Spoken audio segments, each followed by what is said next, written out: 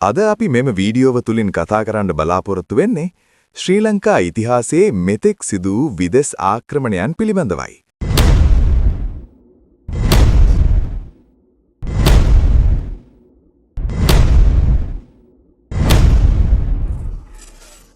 ක්‍රිස්තු පූර්ව 543 දී විජය කුමාරයා සහ ඔහුගේ සගයන් ශ්‍රී ලංකාවට පැමිණීම සිංහල ජාතියේ ආරම්භය ලෙස සැලකේ. ඉන්දියාවෙන් නිර්පා හරින ලද විජය සහ ඔහුගේ පිරිස දිවයිනට පැමිණ කුවේනියගේ ආධාරයෙන් යක්ෂ ගෝත්‍රිකයන් පරාජය කර මෙහි පදිංචි වී ඇත. ඔවුන් දේශීය ජනතාව සමග මිශ්‍රව නව සංස්කෘතියක් සහ සමාජයක් ගොඩනගා ගැනීමට කටයුතු සිදු කර ඇත.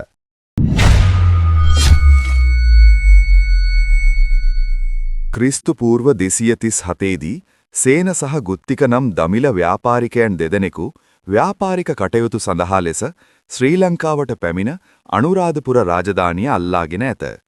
ඔවුන් එවකට රට පාලනය කළ සූරතිස්ස රජතුමා පරාජය කර රජකම බාරගත් අතර මෙය සත් දමිළ ආක්‍රමණ අතරින් මුලින්ම සිදු කළ ආක්‍රමණයක් ලෙස සැලකේ. ඔවුන් මෙරට අවුරුදු 22ක් පමණ පාලනය කර ඇත.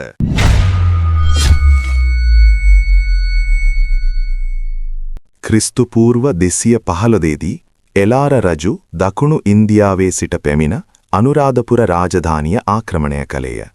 ඔහු එවකට රට පාලනය කළ අසේල රජතුමා පරාජය කර රාජධානිය අත්පත් කරගෙන ඇත. එලාර රජු නීතිගරුක සහ යුක්ති සහගත පාලකයෙකු ලෙස ප්‍රසිද්ධියට පත් වූ අතර ඔහු වසර 44ක් පමණ මෙරට පාලනය කළ ඇත.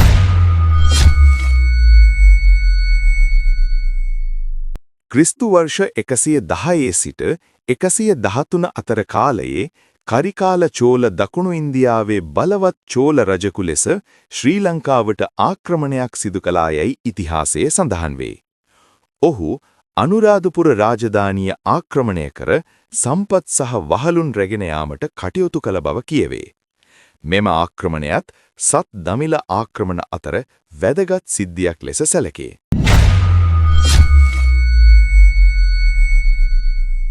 ක්‍රිස්තු වර්ෂ 434 දී සය දමිළ ලෙස හඳුන්වන දමිළ නායකයන් 6 දෙනෙකු එක්ව අනුරාධපුර රාජධානිය ආක්‍රමණය කළහ. ඔවුන් එවකට රජ වූ මිත්තසේන රජතුමා පරාජය කර රාජධානිය අල්ලාගතහ. මෙම කාලය තුල රාජධානිය අස්ථිර වී පාලනය බිදී ගිය අතර පසුව ධාතුසේන රජතුමා විසින් ඔවුන් පරාජය කර නැවත සිංහල පාලනය ස්ථාපිත කළේය.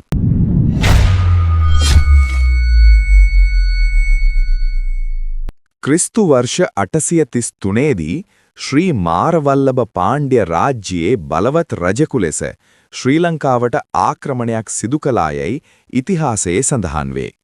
ඔහුගේ ආක්‍රමණය හේතුවෙන් අනුරාධපුර රාජධානියට විශාල ලෙස හානි සිදු වී සම්පත් විනාශ වී ඇත. මෙම ආක්‍රමණයත් දකුණු ඉන්දියානු බලවේගයන් තුලින් ශ්‍රී ලංකාවට සිදු කළ ප්‍රධාන ආක්‍රමණ අතර එකක් ලෙස සැලකේ.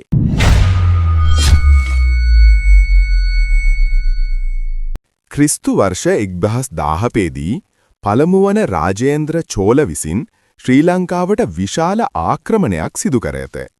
ඔහු පස්වන මහින්ද රජතුමා පරාජය කර අත්අඩංගුවටගෙන ඉන්දියාවට ගෙන ගියේය. මෙම ආක්‍රමණයෙන් අනුරාධපුර රාජධානිය අවසන් වී ශ්‍රී ලංකාවේ චෝල පාලනය ආරම්භ විය.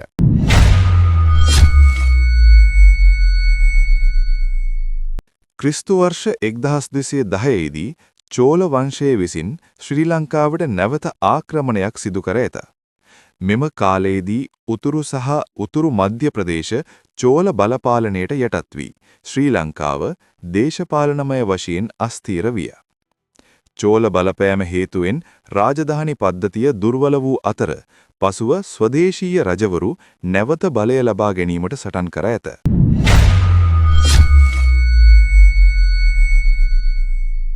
ක්‍රිස්තු වර්ෂ 1212 දී පාණ්ඩ්‍ය වංශය විසින් ශ්‍රී ලංකාවට ආක්‍රමණයක් සිදු කර ඇත.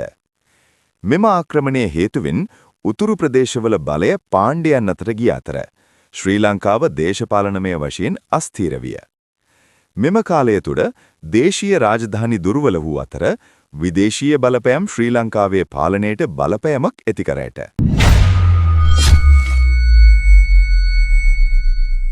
ක්‍රිස්තු වර්ෂ 1215 දී පාණ්ඩ්‍ය වංශය කාලිංගගේ නායකත්වයෙන් ශ්‍රී ලංකාවේ උතුරු සහ මධ්‍යම ප්‍රදේශවල ආක්‍රමණයක් සිදු කර ඇත.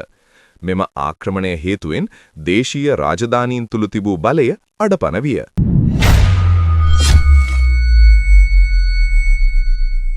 ක්‍රිස්තු වර්ෂ 1505 දී පෘතුගීසීන් විසින් ශ්‍රී ලංකාවේ දකුණු වෙරළට ආක්‍රමණයක් සිදු කර ඇත. ඔවුන් වාණිජ අරමුණු සහ නාවික බලය ස්ථාපිත කිරීම සඳහා පැමිණි අතර ලාංකීය කොලනියක් ආරම්භ කිරීමට පියවර ගත්හ.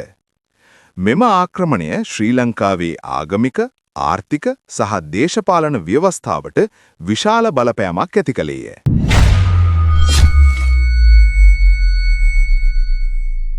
ක්‍රිස්තු වර්ෂ 1658 දී ලන්දේසීන් විසින් ශ්‍රී ලංකාවේ දකුණු වෙරළට ආක්‍රමණයක් සිදු කර ඇත.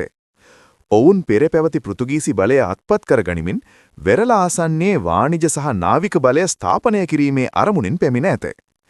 මෙම ආක්‍රමණය මගින් ශ්‍රී ලංකාවේ කොලෝනියානු කාලය තුළ ප්‍රධාන වෙනසක් හා දේශපාලන බලපෑමක් ඇති කළේය.